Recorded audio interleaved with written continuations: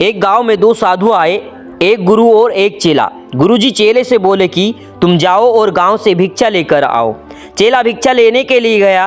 वो जैसे ही किसी घर में घुसा, उसने कहा भिक्षाम देहि। अब घर में से एक बच्चा निकल कर आया और जानवरों को खिलाने वाली खल और चूली उसकी झोली में डाल दी। चेला ये देखकर हैरान रह गया।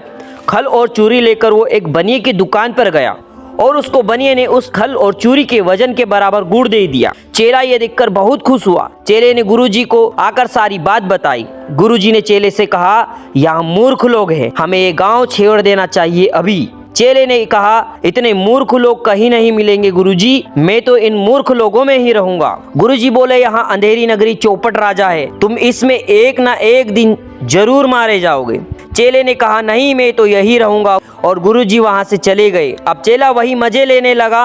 एक दिन किसी ने उसी गांव में एक लड़की के साथ दुष्कर्म कर दिया, तो राजा का आदेश आया कि उसे तत्काल फांसी दी जाए। फांसी देने के समय जल्लाद बोले, हम इसे फांसी नहीं दे सकते, फांसी का जो फंदा है वह बड़ा बन गया है। जल्लाद जैसे ही किसी मोटे गर्दन वाले व्यक्ति को ढूंढने निकले तो सामने से वही चेला चला जा रहा था। जल्लादों ने कहा, इसी को पकड़ो, इसकी गर्दन एकदम ठीक है, इसी को फांसी दे दो।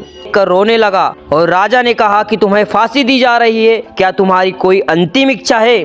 चेले ने कहा कि आसपास किसी एक दो गांव में मेरे गुरुजी मिलेंगे, मुझे गुरुजी के अंतिम दर्शन करने हैं। राजा ने कहा, ठीक है। जब गुरुजी चेले से मिले तो चेले ने सारी बात बताई।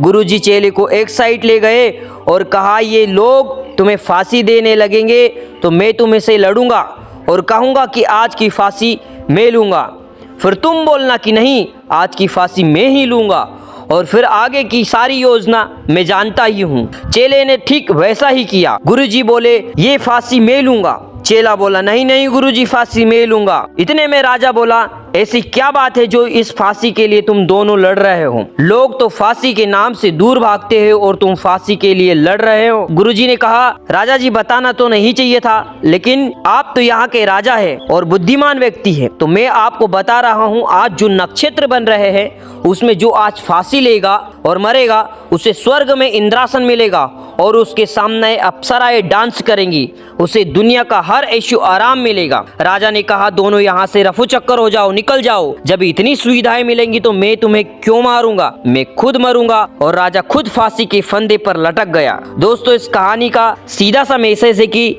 ऐसे मूर्ख लोगों से हजारों कदम दूर ही नहीं बल्कि ऐसी जगह से ही दूर रहना चाहिए। तो वो खुद तो डूबेंगे ही डूबेंगे, आपको भी ले डूबेंगे। कहानी आपको कैसी लगी आप हमें कमेंट करके जरूर बताइएगा।